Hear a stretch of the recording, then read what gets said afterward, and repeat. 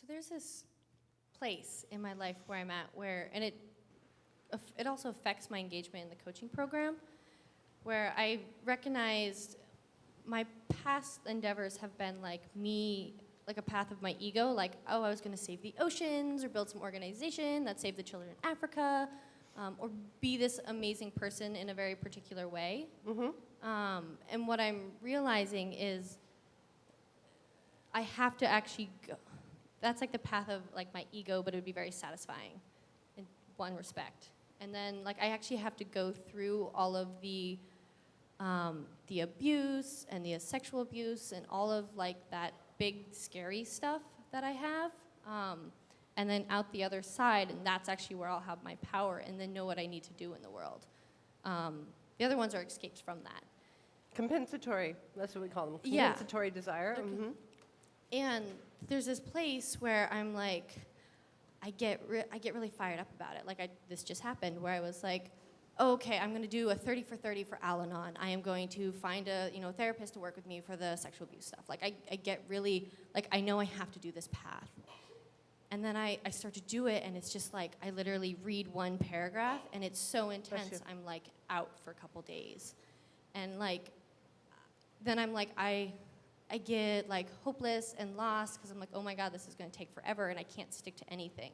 Like I'm going to do 30 meetings in 30 days with Al-Anon, and like I do 2 days, and I'm like already a mess. And I don't know how to like grab traction in that place to actually like get in there and like do that work. Mm-hmm. And so it's like I'm just in this like limbo place now where I'm not doing that work fully, but I'm like, I don't want to go there either. So I'm just like here almost. So we call that powerlessness. That's lack of power. And there are ways to work with lack of power. There's 2 ways. It's interesting. We just had a similar conversation with somebody in mastery. There's 2 things that you do in this place. So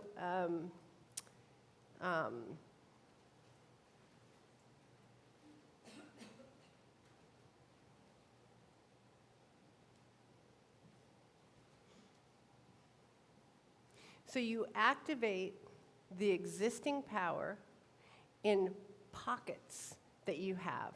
Okay, I'll explain what I mean. So we all have these pockets of energy, and you know that you've hit a pocket when you have a disproportionate response. Okay, so like, and the pockets tend to be in the arenas of what we call the 7 deadly sins, right? And so I had 2 very strong pockets. One was pride, like I am going to show them. And then I had another one that was vanity, like I did not want to look like a failure, right? I knew I had those 2 things. So you employ the existing power toward a better end. Okay? You're gonna drain. It's such a beautiful, elegant system because you're gonna drain it out of something that rules you to invest it into something that you can use to drive your vehicle. So what I did was I started OneTaste. I got those things hooked into something that was bigger than me, where I would have been totally humiliated, and I told everybody, everyone. And I had to do that from my vanity, because I then was using my vanity for my benefit rather than against me. So that, like, I would be like, fuck this, I'm quitting. And I really, like, even despite my vanity, I almost quit. But then I would be like, oh, but that person I can't stand is going to see me fail. I mean, like, literally at the beginning, that is the fuel OneTaste ran on. Like, I just used anything I could find. And then there was the place of like pride, because I grew up in a way where, like, I grew up with a Sicilian father who was like, if you don't follow my Sicilian way, you aren't going to be anything. And so I live with a voice in my head it's just like I'll show you, right? So I used that, like I would be like, this shit sucks. And it sucks. It's terrible. It's very, very, very difficult work. And I would be like, oh, but he's not going to win. For like the first year, that was what we ran on, okay? So I found something bigger than me that would engage every aspect of me, and then I made sure everyone knew. And then I took investment. Does that make sense? So that, because I also have an integrity heart that would never balk on a loan. And so I took investment so that I would, and let me tell you, we're still paying off that investment, so that I would be beholden in that way. I did every single thing that my ego was terrified of.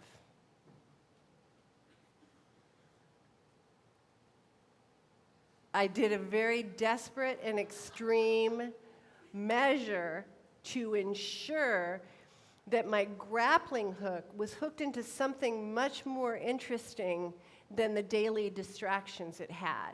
It had very averse response if I didn't follow through. Very, that would hurt my ego more if I didn't follow through than if I got enjoyably distracted. Does that make sense? Okay, good. So that's the first thing that I did.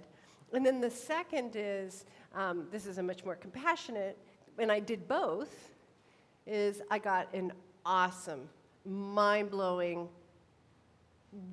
truly beneficent being to be a spelunker for me. And OneTaste in many ways is built on her. She was my sponsor in a 12-step program. And she helped me to build OneTaste so that it could interlink with the 12-step program in such a way that my life didn't look like work and then a 12-step program, that everything was in integrity all the way through. And you can't go wrong. I mean, self-examination is built into the company, sorry. And making sure that you give away what you've been given is built into the OneTaste program. Okay, so she helped me. So, but I made sure that I had a spelunker and I had somebody watching me on a daily basis, because if I lack accountability, if there's nobody or nothing that I'm accountable to, well, I got me into this mess. It's like being a tractor in water. There's no way. You need another force externally to pull you out. So that required an entirely different part of me had to dissolve, which is a pride part that refuses to ask for help. And I had to say to her, and I was so incompetent at the time. I mean, I had been living in an acid house, right? And then all of a sudden I was like, okay, now I'm going to start a company. And I was 3 months sober when I started OneTaste. I don't know if anybody knows what that means, but you are insane. I was insane. And I would just come to OneTaste and cry. And literally, there were reporters who wrote from the SF Weekly, we try to go into this building, but everyone's crying. We couldn't wait on anybody. We couldn't do anything. I couldn't pay a bill. I was totally non-functional, but I just kept her name was Lisa. Lisa was like, did you go to the building today? And I was like, yes, I went to the building. And that was all I could do, was just go there and sit. I was totally non-functional. But I was determined. I was determined to get free. And that was what I had to touch. When I touched that determination, I would do anything. You have to want it the way a drowning person wants air. And then once you've touched that, which I think you've touched. I mean, I've seen you enough times. I'm pretty sure you've touched it. And now the next step is just to set up the circumstances. I told this story in Mastery, but I'll tell it here, of my boss at Sparky's. Isn't that a cool name? In San Francisco, everything has a double spiritual significance. So Sparky's is where witches go to spark up again. And so my boss's bumper sticker said, "Witches heal." How cool is that? I was 25 or something, and I had just come out of this spiritual thing, and she had set up the systems for the place, and I was like, Barbara, you set everything up so that people don't steal. What if you just trusted people? And she was like, Nicole, she said, I do trust people. I trust people to be who they are. And human nature sometimes wants to steal. So I feel that it's my job to make it easy for them to be their best selves and difficult for them to be the selves they don't want to be. That's what I want you to do for you. Set up your life to make it very difficult to be a quitter and very easy to be a person who's realizing her deeper desire. Though one thing is, there's like this belief though that only when I get through that like big black lead ball, that's when I'll have power. Is when I alchemize that thing. Yeah. Isn't that funny? I just did an interview.